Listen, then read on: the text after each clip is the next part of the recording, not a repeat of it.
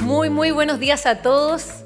Qué alegría ver este nivel de convocatoria. Y bueno, por supuesto les quiero dar la bienvenida a esta conferencia organizada por la Fundación para el Progreso junto al Centro de Estudios Libertarios. Hoy vamos a estar presentando una tremenda conversación junto a dos grandes exponentes que nos van a estar hablando de un tema tremendamente relevante hoy día. ¿Ha muerto el neoliberalismo? Antes de comenzar, nuevamente les quiero pedir que apaguen sus celulares y también quisiera saludar a las autoridades presentes y, por supuesto, agradecer a la Municipalidad y al Teatro Municipal de Las Condes por siempre ser partícipe activo de las actividades académicas, intelectuales y culturales de nuestro país. Es por esto que vamos a dar el inicio y le voy a dar el escenario a la querida alcaldesa Daniela Peñalosa, que nos va a acompañar hoy con unas palabras.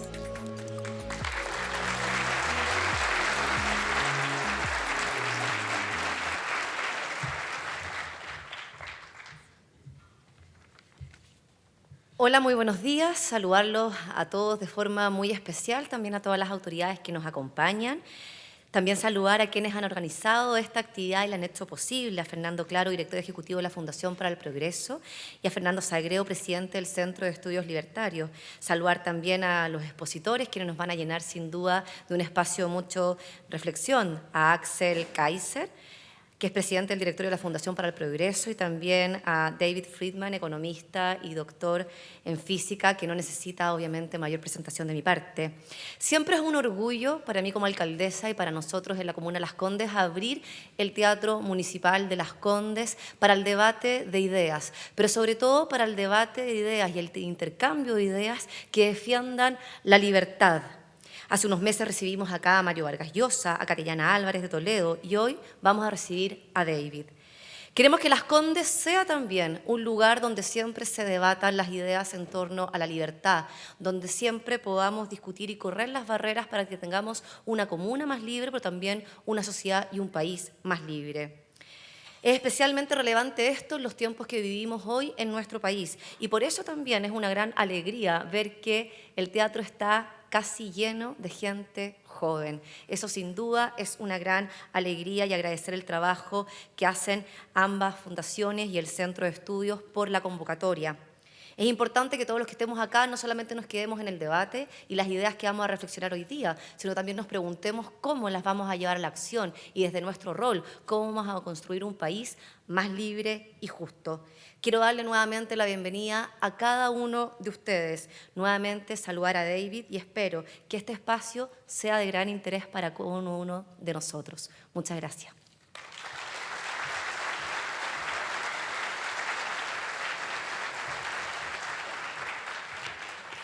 Muchas gracias, alcaldesa. Antes de comenzar, a modo de introducción a la conferencia, se va a dirigir a ustedes primero Fernando Claro, máster en Economía y Economía Política y director ejecutivo de la Fundación para el Progreso, y después Fernando Sagreo, empresario, dueño de Land Growers Chile, grupo de empresas exportadoras de productos agrícolas y fundador del Centro de Estudios Libertarios. Fernando.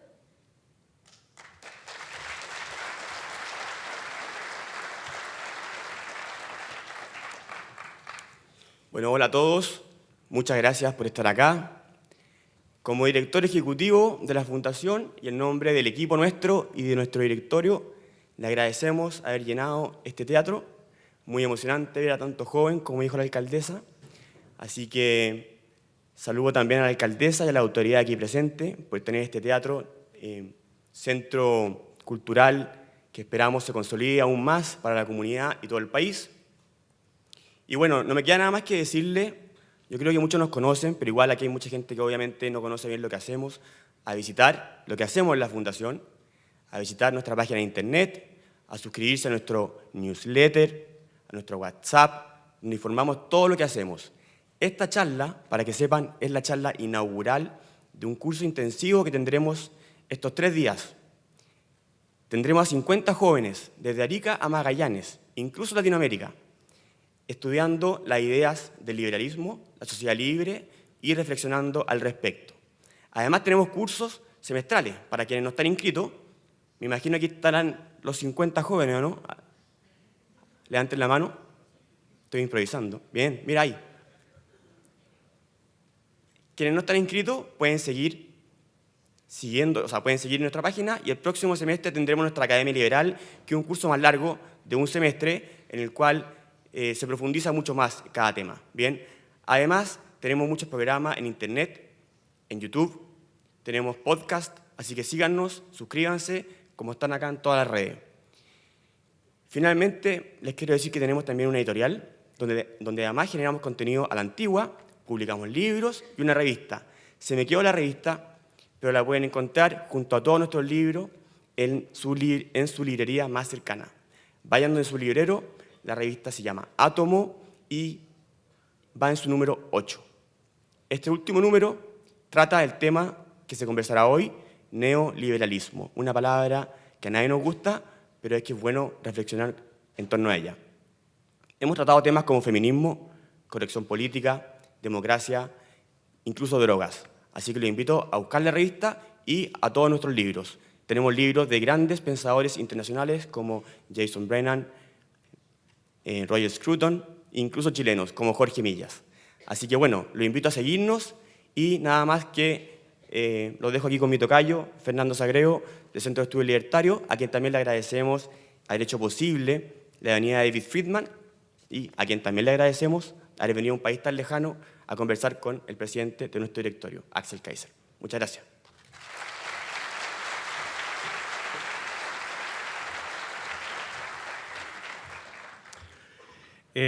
Buenos días. Primero que nada, muchas gracias por estar aquí con nosotros. La verdad que para mí es un honor estar aquí. Más que hablar un poco de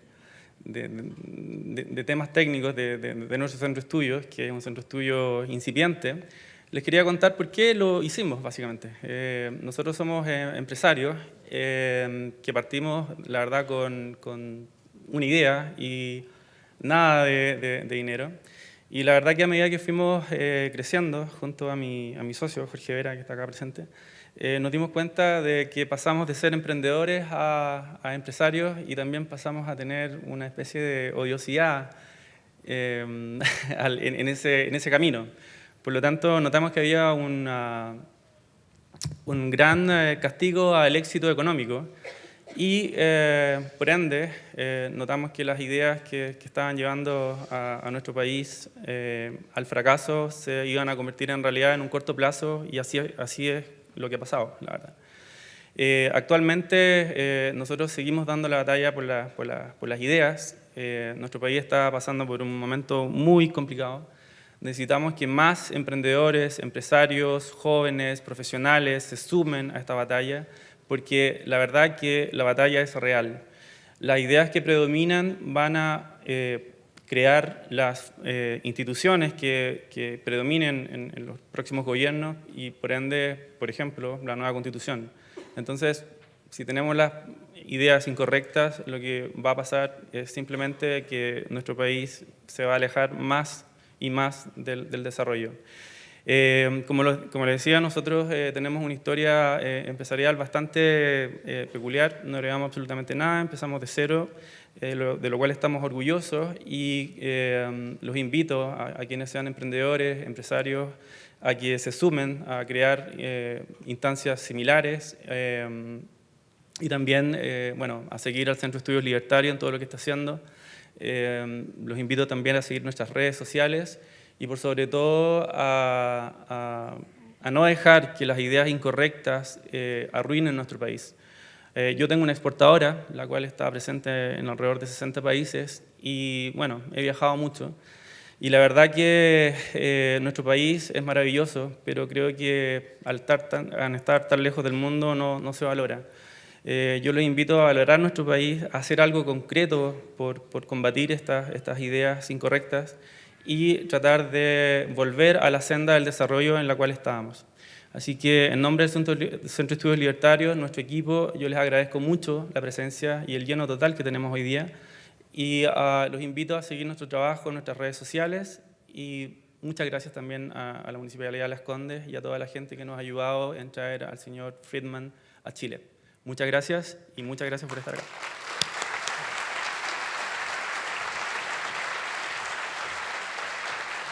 Muchas gracias a los Fernandos. Y bueno, repetirles que sigan a los dos, a la Fundación para el Progreso y al Centro de Estudios Libertarios en sus redes sociales, porque esta es una de las primeras grandes eventos que estamos haciendo y para el 2023 se vienen tremendas cosas, así que síganos para poder saber y participar de lo que viene. Bueno, ya lo que vinimos. Los voy a dejar con nuestros dos grandes invitados, es un placer poder presentarlos.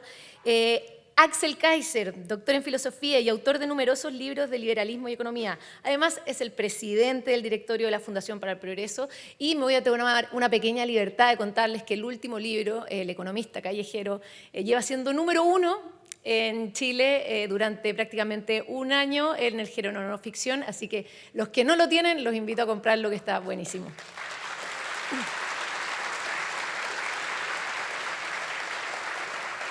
Y por supuesto, el hombre de hoy, David Friedman, economista y doctor en física, autor también de numerosos libros sobre liberalismo, economía y anarcocapitalismo. David, también voy a tomar una atribución. It's a pleasure and an honor to have you here. Así que los dejo. Muchas gracias.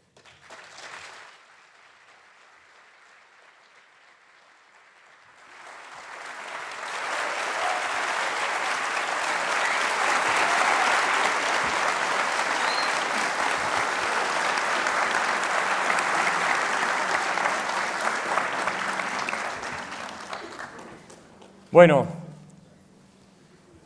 muchas gracias por estar acá. La verdad es que impresionante la convocatoria.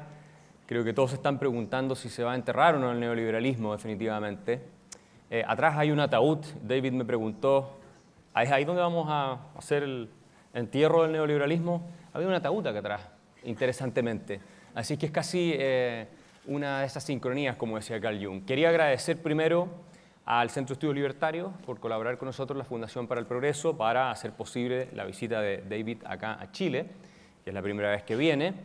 Por supuesto también a la alcaldesa Daniela Peñalosa por permitirnos utilizar su casa para hacer esta actividad que no es simple encontrar lugares apropiados y adecuados para hacer este tipo de cosas. Así que muchas gracias a la alcaldesa, a la Municipalidad de Las Condes y a todos los organizadores por permitirnos estar acá y, por supuesto, a todos ustedes, una vez más, por levantarse temprano para venir acá a esta conversación. Y vamos a llevar la conversación en inglés, obviamente, y ustedes la pueden seguir con traducción simultánea y luego vamos a ver si nos alcanza el tiempo tal vez para alguna pregunta. Así que David, thank you very much. David, muchas gracias por estar acá. Puedes ver tú que hay un interés muy importante en esta conversación que vamos a tener. Y decías tú, ¿vamos a enterrar el neoliberalismo en ese ataúd que vimos acá tras bambalinas? Así que quisiera primeramente preguntarte acerca de la economía. Porque la idea del neoliberalismo, al menos en el público, pareciera ser o pareciera tener cierto punto de vista de la economía. Y quisiera que tú explicaras cuál es tu punto de vista en la economía, por favor. Me disculpo porque hablo inglés, pero si tratase de hablar en español, sería una disculpa aún más grande, imagínense. Según yo veo, la economía no es el estudio de la economía. Eso es solamente uno de los elementos para lo que sirve. La economía es una forma de entender el comportamiento humano. Y el subpunto principal es que el patrón del comportamiento humano es que los humanos tienen objetivos y toman acciones para lograr sus objetivos. A eso se refiere los economistas por racionalidad. Por supuesto, las personas son totalmente racionales, pero si usted quiere predecir lo que va a hacer, especialmente las personas extranjeras o las personas raras van a hacer, la mejor forma de hacer esto es asumir que van a tomar las acciones que están o que son de su interés. Y eso aplica no solamente a los mercados, sino que también aplica a las políticas. A la política hay una rama de la economía que se llama teoría de la elección pública, en donde en vez de preguntar qué es lo que debería hacer el gobierno, uno pregunta qué va a hacer el el gobierno y trata de entender al gobierno de la misma forma en que entendemos a los mercados, como resultado de la interacción de individuos que actúan en su mejor interés racional. Sucede entonces, por ejemplo, que,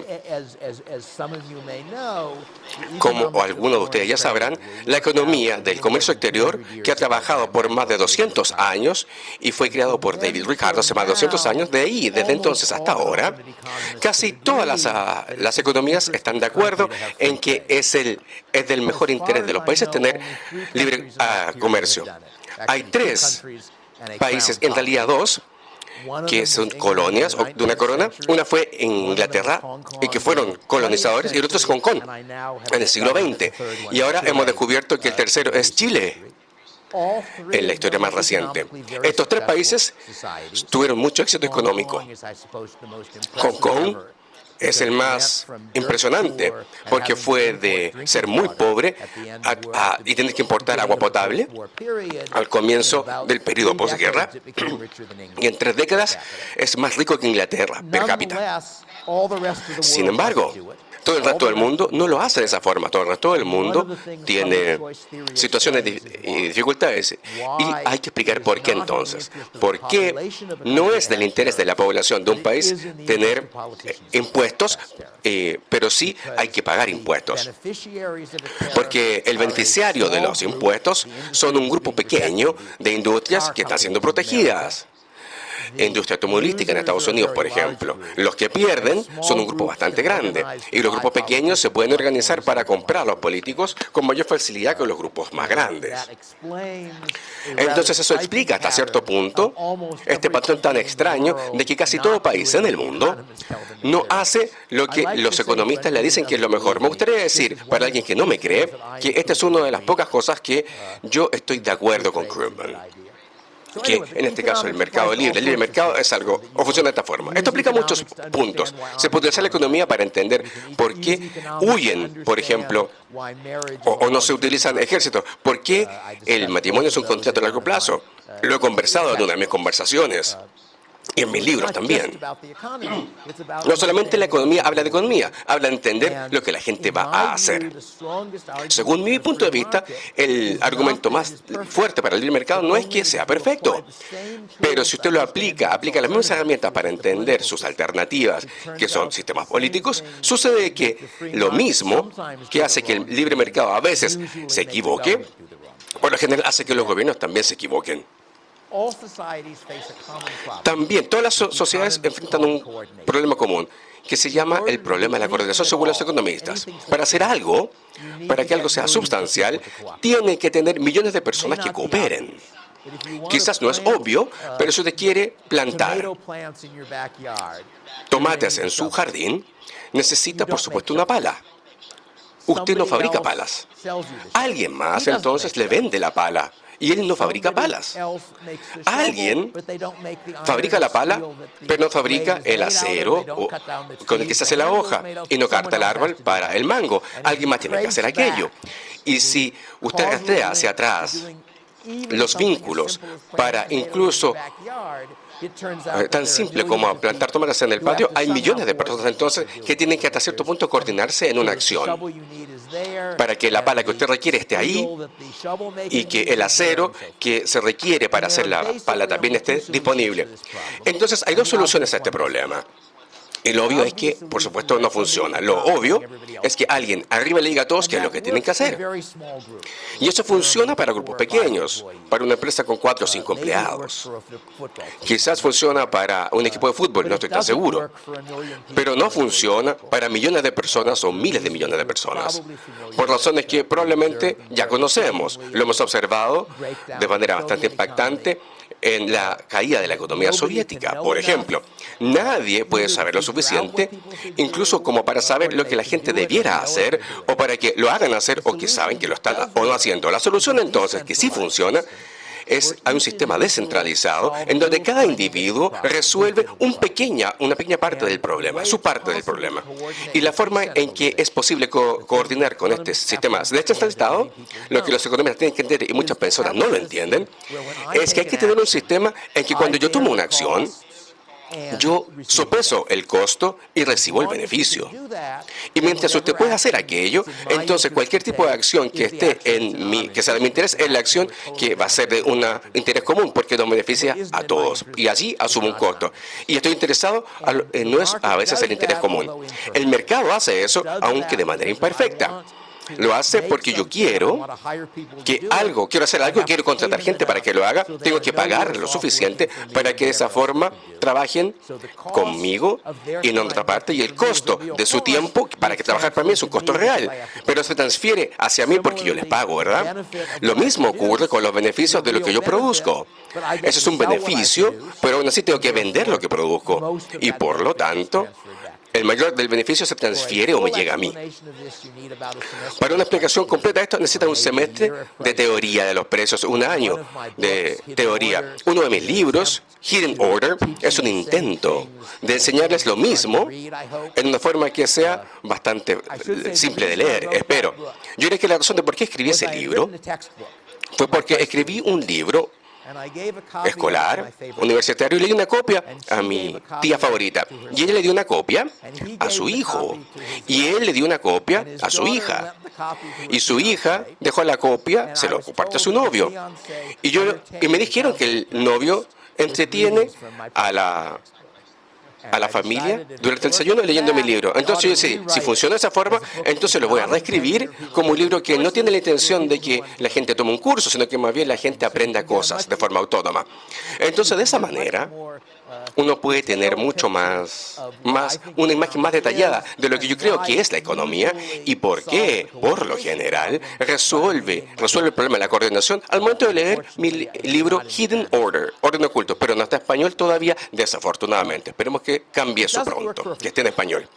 No funciona de manera perfecta y las economías quieren señalar y apuntan lo que llamas el fracaso del mercado, situaciones en donde, producto de que alguien no está sopesando el costo o asumiendo el costo de su acción, por ejemplo, tenemos alguna fábrica que afecta a la población por el dióxido de carbono, entonces a lo mejor no asumo el costo del daño que se genera, pero no asumo ese costo. Hay casos similares en donde se recibe todo el beneficio.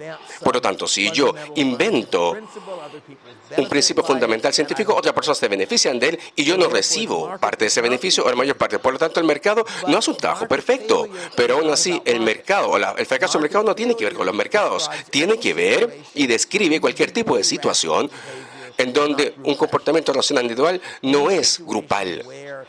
Y en esta situación, en una situación en donde alguien no está asumiendo el costo de sus acciones o no recibe el beneficio, entonces tiene un incentivo incorrecto. Por lo tanto, mi ejemplo estándar cuando hablo respecto a este punto es un ejército que huye. Imagínense que hay miles o hace miles de años al otro lado del Atlántico y hay 10.000 hombres en línea y todos apuntan en una dirección porque a él vienen 10.000 años o 10.000 lanceros. Entonces, huye. Y hay un cálculo de costo-beneficio muy rápido que se hace. Usted dice, sí, si todos huimos, nos van a matar a todos. Si todos nos quedamos, con suerte vamos a detener su arremetida. Algunos morirán y algunos vivirán. Por lo tanto, nos quedamos aquí. Y uno puede decir, bueno, me equivoqué. Yo dije nosotros. Yo no controlo a él o a ellos, solamente me controlo a mí. Si yo huyo, un hombre de 10.000 tendría un poco de efecto en sí. Detenemos la arremetida y yo a lo mejor no muero. Pero si me quedo y todos huyen, yo me muero. Por lo tanto, es de mi interés huir, aun cuando sería de nuestro interés no huir. Interés común no huir. Entonces, todos huimos y todos morimos. Venimos al lado oscuro de la racionalidad. Ese es el fracaso del mercado, al igual que la contaminación del aire. Al igual, del mismo modo fracasa. Es un problema general de la actividad humana y el mercado está a punto de cerrar o encontrar una solución. Y lo que tenemos no es una solución perfecta. El problema aquí es que las alternativas al mercado son un sistema político en el que usted no necesita el consenso de las personas, en donde usted puede decirle a alguien, deme los impuestos, págueme impuestos aunque usted quiera o no. Usted no puede hacer eso aun cuando usted quiera hacerlo. Y eso va a ser una idea correcta si solamente tiene una persona o un dictador o un gobernador viejito, pero el incentivo para que las personas tomen una decisión política no son los incentivos correctos. Si es que el gobierno paga el mínimo y el resultado es que la gente pobre no puede trabajar porque en realidad con el sueldo mínimo no les alcanza y los políticos no pasan las leyes para mejorar esto. Y si el gobierno, o si alguna de las cosas que hace el gobierno, incluso si ustedes también son motores, o si votan por la persona incorrecta, primero la posibilidad de que su voto afecte el resultado es muy bajo, como en este caso el hombre que huye en el ejército entre estos 10.000. Y podría haber una posibilidad entonces de a lo mejor ganar y usted va a compartir ese beneficio con todos los demás habitantes de Chile. Por lo tanto, solamente recibe una pequeña fracción de aquello. Por lo tanto, un voto informado enfrenta lo que la economía llama un problema económico que es positivo. Si aquí usted es un votante informado, todo el beneficio va a otras personas. La consecuencia, entonces, el votante consciente, por lo general, no está bien informado. Vale decir que no vale la pena comprar información si la información causa o vale más de lo que cuesta. Por lo tanto, por alguna razón, ni los políticos estadounidenses ni tampoco los chilenos tienen este eslogan que yo soy el malo, ¿verdad? Nadie dice eso. En lo que a mí respecta, ningún político estadounidense, ha ofrecido llegar al Congreso para generar leyes que hagan más ricos a los extranjeros y más pobres a las personas, al pueblo, ¿verdad? A veces esto ocurre y se diseña para que la comida sea más cara. No sé cuál es la situación acá en Chile, pero así no es como se llama. Siempre hay una explicación de por qué eso es el bien de todos. Entonces, para averiguar y saber por quién votar, tiene que en realidad invertir mucho tiempo y esfuerzo pensando, ver la evidencia, escuchar argumentos. Y no es lo que todos hacen. Algunos lo hacen por diversión si es que les divierte, pero no vale la pena como hacer una forma de controlar al gobierno. Y el resultado aquí es que los políticos demócratas en mi país, y yo sospecho que en Chile también, involucran a muchos demagogos que hacen o quieren cualquier tipo de argumento que suene bien, aunque no sea correcto, y de esa forma toman muy poca acción. Por lo tanto, el problema aquí es que el fracaso del mercado no solamente es un problema con del mercado, sino que tiene que ver con el gobierno y donde está la excepción en el mercado privado que a veces ocurre, que es la regla o el que rige al mercado público. Un amigo mío hace muchos años escribió un ensayo respecto de por qué no era un libertario. Y la esencia del ensayo, que se trata, por supuesto, de los problemas del fracaso del mercado, que dice que estos son problemas que no se pueden resolver excepto por los gobiernos. Y yo le dije que tenía 3 palabras de más en esa sentence. No se puede resolver. Con sin un gobierno, desafortunadamente, pero los gobiernos simplemente generan un distinto escenario para los problemas y que trata de resolver hasta cierto punto. Por lo tanto, esa es la historia. Bien, me parece muy bien. Estamos aquí para escucharte. ¿Qué sucede con temas como el calentamiento global? Esta idea de que el apocalipsis ya se nos viene encima, de que el final se aproxima. Se habla de que los gobiernos no hacen nada al respecto y que todos vamos a morir. ¿Cómo tú reaccionas frente a eso? El calentamiento global es un tema interesante, queda muy claro de que es real y la verdad es que es muy probable de que hay CO2 en el aire y que el clima es un sistema muy complicado. Pero queda también poco claro de lo que son los efectos. Pero si de verdad piensas en el cambio climático, te podrás dar cuenta de que tiene efectos tanto positivos como negativos en las personas. Un tema positivo y que probablemente poco se menciona es que este aumento del CO2 permite que las plantas crezcan mejor, porque el CO2 es un ingrediente esencial para la fotosíntesis y para la mayor parte de los cultivos duplica la concentración de CO2 en la atmósfera, que es lo que la IPCC espera que pase ya al final de este siglo. El resultado es poder aumentar el rendimiento de los cultivos alrededor de un 30%. No pasa lo mismo con el maíz. El maíz es uno de los cultivos que tiene un efecto bastante pequeño aquí porque utiliza una forma distinta de fotosíntesis al resto de los cultivos. Pero todos los cultivos también necesitan menos agua cuando hay más dióxido de carbono, porque las plantas pierden agua y esta evaporación va hacia el aire y hacia las hojas. Y el carbón de dióxido que está en el aire, mientras más hay, más permite que pase por las hojas para que pueda hacer crecer la planta o el cultivo. Entonces es un ejemplo de un efecto positivo. Otra ventaja de un efecto positivo es el invierno más cálido o menos severo. Seguramente, y claro, es que el verano es más caluroso y que la gente muere por esto. Pero también el invierno es menos severo y así hay gente que sobrevive.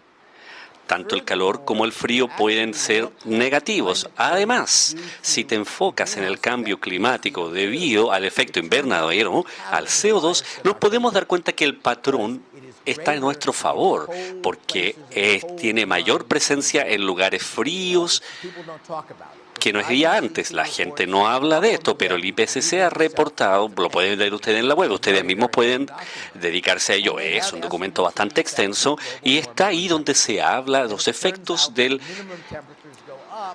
calentamiento global de la temperatura y estas suben típicamente en 2 o 3 veces lo que sucede o lo que solía suceder, de manera tal que el calentamiento global permite que los inviernos sean menos fríos y que los veranos sean más calurosos. Un efecto bueno y un efecto malo. Además, sabemos que en lugares fríos el calentamiento global es más importante. El IPCC ha reportado que hay estos mapas que muestran cómo el mundo se espera que se caliente. Y uno de los temas que tú puedes enterarte acá es que en las áreas polares hay más calor y menos en las áreas del Ecuador. Entonces, bueno, quisiera dar algún ejemplo. Bueno, hay algunas razones importantes del por qué logramos este patrón con el CO2. Hay cosas buenas y cosas malas. Es difícil, muy complicado, si tratas de estimar los efectos en los siguientes 2 siglos para saber qué tan bueno el efecto o qué tan malo este efecto será. De manera tal que también resulta muy complejo saber si es que no habrá un efecto que sea de nuevo, ¿cierto?, mejor o peor. Pero si comienzas a creer que el calentamiento global es el pésimo, es el enemigo, podrías dejar afuera o desconsiderar los efectos positivos y solamente considerarte en los malos. Y ya sabemos que es terrible y que el gobierno tendría que hacer algo. Esa sería la conclusión. Hay un artículo que se publicó en la revista Nature y esta afirma que hay una estimación del daño que provoca el CO2 y es cierto, mayor 3 veces que la cifra anterior. Y si lo lees, vas a ver algo que ahí es extraño. Y eso es que el artículo afirma que hay un costo que se debe agregar durante los 3 siglos y no hay discusión respecto del cambio tecnológico. Entonces, por ejemplo, tienen estimaciones de cuánta mortalidad aumentaría debido a las altas temperaturas. Y el artículo sí reconoce que también hay un descenso en las temperaturas frías del invierno. O sea, es un ganar y un perder acá. Pero también puedes ver ahí tú que no dice nada respecto de los cambios en la tecnología médica para los siguientes 300 años. Y ahora sabemos claramente que la tecnología médica ha estado mejorando muy rápidamente en este último siglo. La medicina, ¿cierto?, está mejorando. Hay menos personas que mueren de un resfrío. De nuevo, no habla nada de la renta o de los ingresos. Las personas pobres tienen que estar en lugares donde la gente continental no lo está. Los pobres viven en cabañas, en rucas, mientras que los ricos tienen aire acondicionado. Es importante conocer estos datos, porque los estimados de lo que va a suceder, las estimaciones de lo que va a suceder, por ejemplo, con el PIB, si tú discutes aquello para el final de este siglo, la renta, el ingreso va a mejorar. Las personas van a ser 3 veces más ricas. Claramente se va a reducir la mortalidad durante los veranos cálidos. Y ellos no hablan de eso. Están calculando no cierto lo que sucede al final del siglo, sino que al final del año 2300. Para el año 2300, el índice per cápita será 11 veces mayor que lo que hay. Y ellos ignoran por completo esta situación. ¿Y por qué es la pregunta? Y mi respuesta es que si obtuviesen los resultados opuestos y concluyeran que dado que el carbón el dióxido de carbono o el carbono tuviese estos efectos tan negativos, probablemente la naturaleza, la revista Nature no habría publicado este artículo y probablemente las carreras de los autores serían menos exitosas, claramente. Le dices a las personas lo que ellos quieren creer y el gobierno quiere creer que tienen razones muy poderosas para regular cosas y, de hecho, las agencias de protección medioambiental están hoy día enfocándose en este artículo para decidir qué tan severamente deben prevenir estos efectos y lo que sucede con el CO2. Ese es uno de los ejemplos de mi punto en general. ¿Pero hay problemas? Claro que sí, los hay. Pero este problema en particular es uno del que no sabemos mucho, no lo suficiente para saber cómo contrarrestarlo. Sabemos o sabremos mucho más con el tiempo, o a lo mejor quizás tampoco sea lo suficiente. Debería agregar también que lo extraño que tiene que ver con esta discusión climática es que mientras que el análisis científico que tú ves en el reporte del IPCC, y creo que podría estar sesgado con algún tipo de influencia diciendo que el calentamiento global es algo totalmente negativo, la discusión pública está muy sesgada comparado con la discusión científica. Por ejemplo, si te enfocas, hay un hombre que se llama William Nordhaus, premio Nobel por analizar la economía del cambio climático. Su retórica dice que tenemos que hacer algo al respecto, pero si te enfocas en los números, podrás darte cuenta que tiene también un blog, no recuerdo el nombre exacto, pero habla de las estimaciones y no menciona nada al respecto. Y dice que los resultados, que a final de siglo va a haber un porcentaje menor de personas pobres. En sus cifras, digamos que aquí se habla de un problema, pero no de una catástrofe. Tiene también un artículo que yo también he podido postear para un análisis más profundo, donde se habla de que, bueno, la pregunta es, ¿qué tan peor vamos a estar en 30 años más si es que no hacemos nada con el calentamiento global? Además de hablar de todo lo ya negativo. Y la respuesta es que 4.000 millones de dólares podría costar. Eso es lo que él menciona. Y piensas ahí por un minuto, y estos 4.000 millones de dólares lo vas a ocupar para todo el mundo en el siguiente siglo. Eso resulta ser algo menos que el 1% de el calentamiento global. Entonces, si tomas toda esta cifra para todo el mundo, para al menos en un siglo, quizás un poco más allá de un siglo se extienda, lo hace sonar como un tremendo número, pero de hecho es un número diminuto en la escala de la economía global para un siglo. Y creo que eso es bastante típico, ¿no? Lo conocemos ya. Además, se ignora el hecho de que una ventaja de esperar hacer algo es que se acumula la información. Por lo tanto, si tú no estás seguro acerca de lo que debes hacer, la mejor respuesta es no hacer nada y solamente observar. Bueno, de todos modos, eso sería mi punto de vista. Y claro, hace 50 años ya hablábamos un poco de esto, ¿no? ¿Por qué? Porque yo, me interioricé de lo que sucedía a la población. Hablemos de los años 60 y el comienzo de los 70. La catástrofe del crecimiento de la población era bastante similar a lo que es hoy día la catástrofe del calentamiento global. Se hablaba y todos los expertos lo decían, y todos afirmaban que todos lo sabían, que si no hacíamos algo drástico para disminuir el crecimiento de la población, cosas terribles iban a suceder. Los países pobres se iban a empobrecer más. Aún así, en un minuto se me pidió analizar la pregunta desde el punto de vista del libre mercado. Y no solamente que alguien estuviese a favor del libre mercado, no con ese tipo de visión. Y la verdad es que traté de hacer una estimación acerca de cuál sería el costo para otras personas de tener solo un hijo más. Y el costo para tu familia que debes asumir, sería lo que corresponde, ¿no? En términos económicos, con las externalidades, con el efecto que también tienen otras personas. Y si te enfocas cuidadosamente, y no solo en el caso del calentamiento global, hay efecto positivo y negativo, lo había mencionado, y he podido concluir que no tenía mucha certeza, y la respuesta era que yo no sabía si esto era positivo o negativo. No podía yo, darlo por hecho, pero todo el mundo conocía la respuesta, y la respuesta era que esto era terrible, y hacían predicciones, y las predicciones se transformaban en estupideces, porque ahora ya tenemos 60 años después de esa historia, ¿no? De hecho, la mayoría de los países pobres no hacían nada serio respecto a este crecimiento de la población. La población de los países en lugares como África continúa subiendo, al igual que en India. Y la renta de las personas en África y en India también subió, no bajó.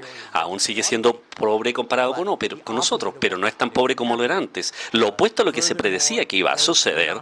Además, ya el hambre disminuía, bueno, o menos hambruna que antes. El supuesto per cápita que se tenía ha aumentado en lugar de reducido. Y esos son algunos de los casos en los que existe esta ortodoxia de que todo el mundo apoya esta idea. Veo esta pregunta y he concluido de que es algo ortodoxo muy extraño, porque hace 60 años podemos decir que hoy día se puede apoyar mi conclusión. La idea es poder... Muchas personas saben que el calentamiento global es un problema terrible que va a destruir nuestra sociedad. El calentamiento global va a tener efectos buenos y efectos malos. Es un problema claramente. La idea sería anticiparse, pero si estás, por ejemplo, en un lugar donde pueda subir las mareas, tienes que evitar aquello. Pero IPCC habla de que el nivel del mar va a aumentar. He visto cifras que hablan de las estimaciones de que la costa atlántica de Estados Unidos, no sé lo que pasa con la costa pacífico en Chile, pero aproximadamente diríamos que el nivel del mar podría aumentar 1 metro, tanto la costa podría extenderse 100 metros. La costa se mueve 100 metros y es inconveniente si tú vives muy cerca del océano, pero es muy pequeño en un mapa si lo piensas de ese punto de vista. Así que aquí estamos hablando de distintos tipos de efectos. No catástrofe. Mientras tanto, estamos haciendo cosas al respecto. Por supuesto, en Estados Unidos se está haciendo algo para poder prevenir el calentamiento global. Tratar de no haya un efecto, bueno, no tiene un efecto, pero sí puede hacer que la gente tenga hambre, porque Estados Unidos es el productor más grande de maíz. Le llamamos maíz, ¿cierto? Si podemos, y se convierte todo eso en alcohol, para utilizarlo para combustible para los vehículos, y hacemos eso porque las regulaciones dicen, ¿cierto?, no puedes tener alcohol en la gasolina. ¿Y por qué hacen eso? El argumento original era la idea de que al quemar menos combustible producía menos CO2. La verdad es que es cierto, y el proceso de cultivar maíz, y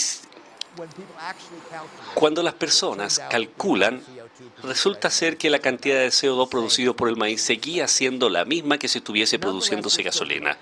Sin embargo, lo continuamos haciendo. ¿Y por qué lo seguimos haciendo? Porque transformar un cultivo de maíz en alcohol hace subir el precio del maíz. Los campesinos podrían vender menos y los campesinos son quienes votan también. Conversé con un político que argumentaba fuertemente sobre el calentamiento global y admitía de manera pública que resultaba ser que el biofuel, los biocombustibles, no reducían la producción de CO2. Y se ha admitido que parte de esto era el entusiasmo que había alrededor de esta idea, ¿no? Y en Iowa hay muchos campesinos que viven de esto, ¿no? Así que debería yo decir, en términos de...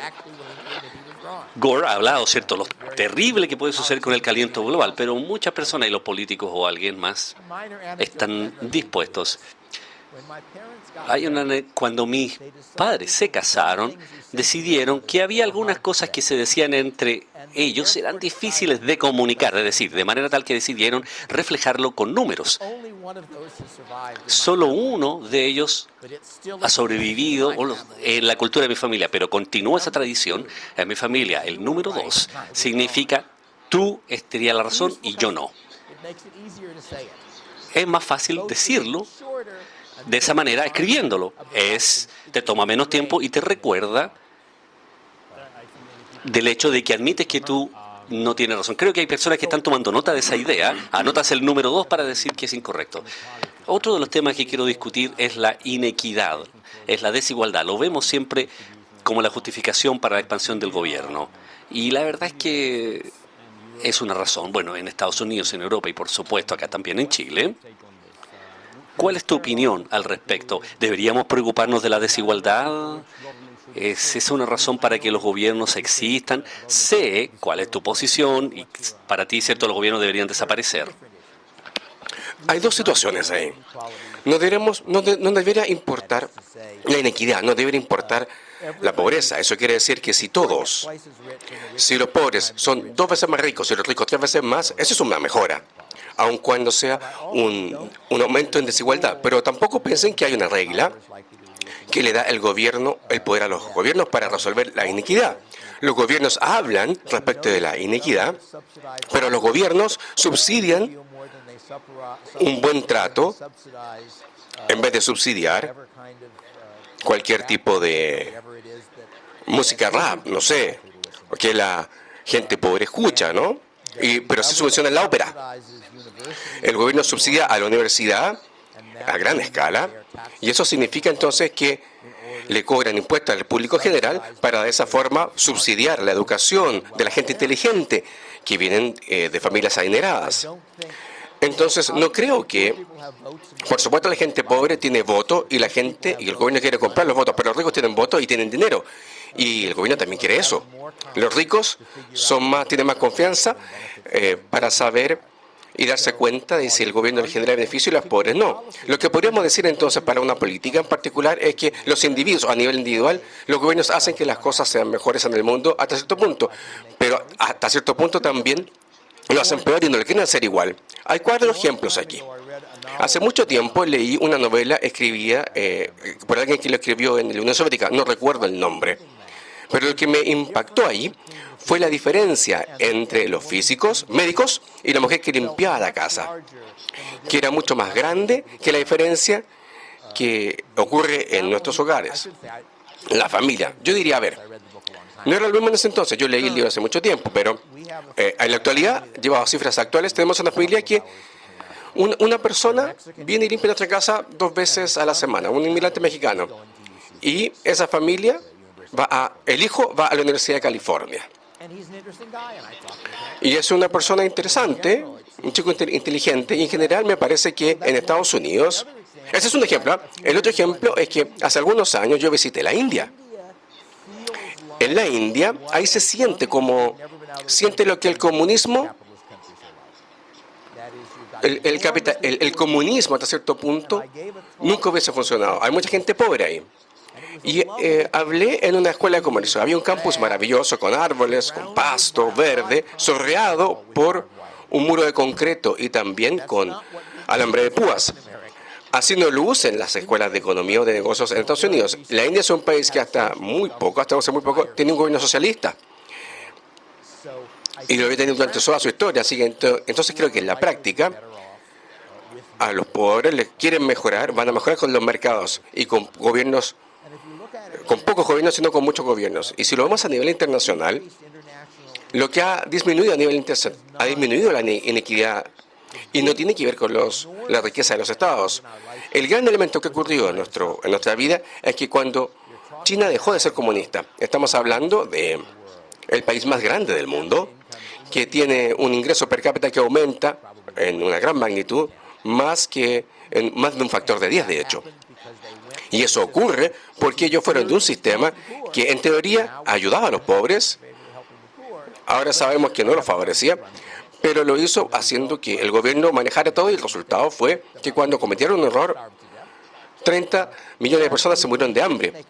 Y cuando cometieron un error en ese sentido, siguieron siendo un país pobre. Y luego, con el tiempo, murió, el emperador murió, y una de las cosas, uno de los primer ministros de China observó el resto del mundo, y fue a Inglaterra, y descubrió que un recolector de basura en Inglaterra ganaba el doble que él.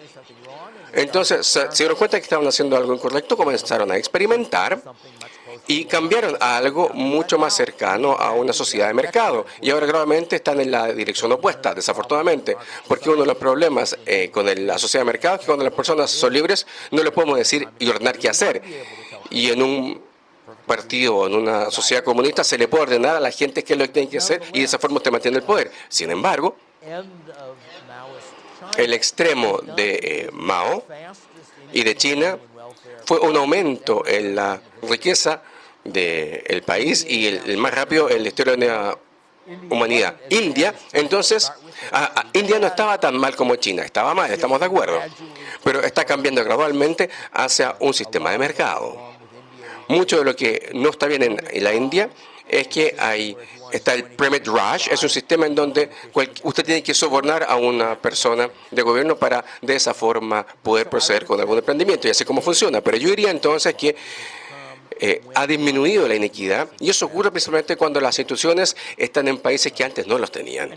Instituciones. ¿No? Pero en fin, ese sería mi punto de vista. Pero sea cual sea el caso, lo importante aquí no es, o el problema no es que hay personas en China que son muy ricas, sino más bien que hay muy pocas personas en China que son pobres, y eso es lo que ocurría hace más de 50 años. Antes de terminar esta conversación, tengo dos preguntas más. Una es un tema muy relevante en Chile y en toda Latinoamérica. Yo sé que ha visto esto en el caso de Estados Unidos. Se trata de la guerra contra la droga y la prohibición de las drogas. ¿Podría usted comentar respecto a los resultados después de décadas de esta guerra asociada a la droga en Estados Unidos? Claro, ¿ha funcionado? ¿No ha funcionado? Trato de convencer a muchas personas aquí en Chile que deberíamos legalizar las drogas. Bueno, como todas las guerras, mata a muchas personas, ¿cierto? A ver, hace muchos años tuve una conversación con un médico que tenía mucha experiencia con la heroína. Lo que me dijo fue que el efecto secundario más severo de la heroína era la constipación, y que los adictos a la heroína tenían la adicción a la edad de 40. Se prohibió como medicamento, se inventó como un sustituto para la morfina, y no recomiendo a nadie que tome heroína, consuma heroína, sino que le sugeriría, en el mejor de los casos, fumar marihuana. Fumaba marihuana, pero no consumí heroína. La última vez que probé marihuana fue hace como 15 años. Estaba comiendo en vez de fumar, porque yo no fumo cigarros, así que no soy bueno para fumar. Así que encontré que después de hacer aquello, no podía mantener una cadena de pensamiento, y no me gustó la experiencia, así que no volví a probar un quequito de marihuana. Pero hasta donde yo sé, el intento de evitar las drogas no evita las drogas, el consumo de drogas. Implica que las drogas son mucho más caras, y eso significa que si alguien es adicto, un hombre que tiene un registro criminal, o delinque para conseguir la droga. Eso significa entonces que la distribución de la droga ocurre en un mercado ilegal, en donde la calidad es mucho más baja, por lo tanto, no tiene muy buena reputación o mecanismos de reputación para decir no compra a este narcotraficante porque le van a dar una droga que en realidad está mezclada con otras cosas y va a ser dañino para su salud. Entonces, en lo que a mí respecta, prácticamente todo. Estoy seguro que hay algunos costos que existirían incluso si la droga es legal. Como ustedes sabrán, algunas personas prominentes eran adictas a las drogas. Freud, por ejemplo, era adicto a la cocaína. Pero aún así, lo que yo creo que estos grupos son pequeños en comparación con los costos médicos, con la droga de baja calidad y el costo social por el hecho de que si usted es un drogadicto, eso cuesta mucho dinero. Tiene que hasta cierto punto va a ser una persona ilegal, tiene que ocultar esto, etcétera. Entonces, según como lo veo, entonces por lo menos la forma y mi pensamiento durante mucho tiempo ha sido que si las personas quieren consumir heroína, depende de ellos. Debería ser legal, disponible, pero de buena calidad. Y si usted quiere que la gente no lo haga, entonces convénzalo de que no lo hagan. Esa es la forma normal en que los seres humanos quieren lidiar con otros seres humanos. Y usted, creo que hablamos respecto de esto ayer, pero es optimista usted respecto de que estemos avanzando en general, ¿verdad? Vamos en la dirección de más libertad. Ni optimista ni pesimista. Si usted ve el mundo y lo analiza, las cosas siempre avanzan en ambas direcciones al mismo tiempo. El socialismo, de hecho, está muerto. Ha estado muerto por décadas. Hay personas que dicen que creen en el socialismo, pero prácticamente ninguno de ellos en realidad quiere que el gobierno tome control de General Motors y que hasta cierto punto genere cultivos, que eso es lo que el socialismo real quiere. A lo que se refiere por socialismo tiene que ver por un modelo escandinavo de bienestar. Es una sociedad capitalista menos capitalistas de lo que debieran ser, pero el capitalismo, en vez de socialista, y las fábricas le pertenecen a las personas, no al gobierno principalmente. Y eso es principalmente porque alguien que usted no conoce o que no sabe economía, hace 60 años aproximadamente, pudo hasta cierto punto creer que la coordinación, el problema de coordinación se podría hacer por alguien diciéndole a alguien qué hacer, de arriba hacia abajo. Y ese es el socialismo, ¿verdad? En eso es el programa socialista en realidad. Y nadie pensaba mucho o creía, nadie más lo cree ahora, porque la Unión Soviética colapsó. Y en realidad es una sociedad bastante pobre. China dejó de ser socialista, aun cuando dicen que lo son, y ahora son una sociedad mucho más rica, etc. Pero el cambio climático lo ha reemplazado. El medioambientalismo lo ha reemplazado el socialismo como una excusa para que los gobiernos controlen a las personas. Intelectualmente eso es una mejora, porque en realidad es verdad de que hay problemas externos y en realidad es verdad que el mercado no puede resolverlo todo. Pero desafortunadamente, producto de que no fue algo que se tomó como una preocupación, sino que más bien era una excusa para los gobiernos hacer cualquier cosa para resolver la situación, en realidad empeora las cosas. Si no fuese por el socialismo, antes utilizaban el socialismo para que el gobierno estuviera en el poder. Entonces las cosas mejoran y empeoran nuevamente.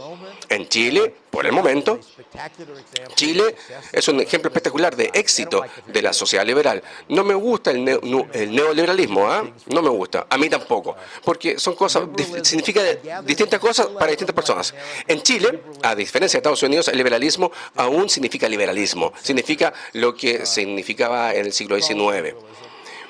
Hablamos de liberalismo o llámelo libertarismo, como usted quiera. Incluso Chile no es una sociedad totalmente libertaria, pero es una economía mucho más liberal que en otras economías de Sudamérica y ha tenido mucho más éxito que otras economías en Sudamérica. Sin embargo, la persona cree o la creencia de las personas no calzan con la realidad en mi país o en su país tampoco. Algunas cosas, como un cuarto de la población estadounidense cree que Trump ganó la última elección porque querían creer eso y creían también que podían confiar en el New York Times. Y por lo tanto, no hay razón de por qué no creían lo que ellos querían creer en definitiva. Lo mismo con debates simples de gobierno, siempre lo mencionan, siempre hacen cosas que las cosas sean posibles. Si el gobierno resuelve este problema o el siguiente, entonces, desafortunadamente, muchas personas en Chile no apreciarían lo bien que le ha ido a Chile en comparación con otros países. Supongo que Venezuela sería el ejemplo obvio, ¿no? O algunas de las personas aquí son de Venezuela. Yo creo que aprecian mucho el hecho de esta situación, pero la gente común y corriente en Chile, muchos de ellos no lo hacen. No aprecian la situación. La izquierda, es bastante radical y son una de sus fortalezas, pero no sé si Chile va a volver a implementar sus políticas antiguas, que sería bueno o malo, o si va a colapsar y se va a convertir en Venezuela o en un Chilezuela. Eso no se puede predecir. Entonces no se puede predecir lo que ocurre en América. Por el momento, supongo que los elementos negativos obvios es que en el pasado los partidos políticos decían que estaban a favor del libre mercado, y creo que ahora en realidad nadie lo apoya. Y uno de los efectos de que tuvo Trump en el Partido Republicano era hacer que los republicanos estuvieran en contra de la inmigración y anticomercio abierto. Y es una lástima, pero no sé cuál va a ser el efecto a largo plazo. Señor Trump es viejo y se va a morir luego. Así que por un lado, todos, hasta cierto punto, en Estados Unidos prácticamente todos dicen que creen en el mercado. Hay que ajustarlo un poquitito. Y algunos quieren ajustarlo más que otros. Y creo entonces que es verdad que cuando yo estaba en la universidad, casi nadie sabía qué significaba el término libertario o libertarismo. Entonces, cualquier intelectual en Estados Unidos se da cuenta de que es una de las alternativas, aun cuando la única o la que la gente crea. Por tanto, creo que las cosas siempre van en ambas direcciones al mismo tiempo. Mejora y empeora. La criptomoneda es una muy buena idea y tiene el potencial entonces de que los gobiernos no estén en el control de los gobiernos, no estén en control de los gobiernos. Así que se desarrolla una criptomoneda que tenga todas las características correctas para tener o ser un buen sustituto para las distintas monedas. En fin, La encriptación es un desarrollo tecnológico positivo en general porque muchas de las cosas del mundo ocurren en línea. La inscripción en llaves públicas o claves públicas, se pueden hacer cosas en línea de forma bastante simple, incluso la gente del gobierno, y no todo el mundo lo puede ver. Ahí existe entonces, hablo de la privacidad, que describe el potencial de tener una sociedad libertaria en línea que puede encriptar como un sistema de tecnología que lo defiende. Entonces, las cosas avanzan de forma positiva y negativa al mismo tiempo. Bueno, en Chile solamente cambia solamente una dirección, eso es lo que yo creo, pero quizás porque a lo mejor estoy muy involucrado con este debate. Pero en fin, me están diciendo que se nos acabó el tiempo y tenemos que finalizar esta conversación, pero en Chile, en el caso de Chile, le puedo comentar que las instituciones de mercado siguen estando vivas para esa forma. Para poder enterrar algo, primero hay que matarlo. Y si todos nos reunimos y lo defendemos, vamos a volver. Por lo tanto, hay esperanza. Con su ayuda, hay esperanza. Así que, por favor, quiero agradecer a Delfino por estar en esta conversación.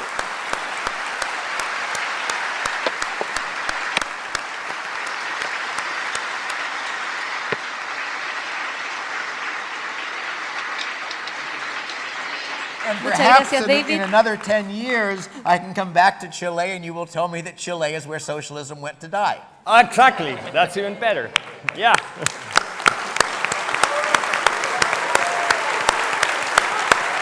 That's a good one.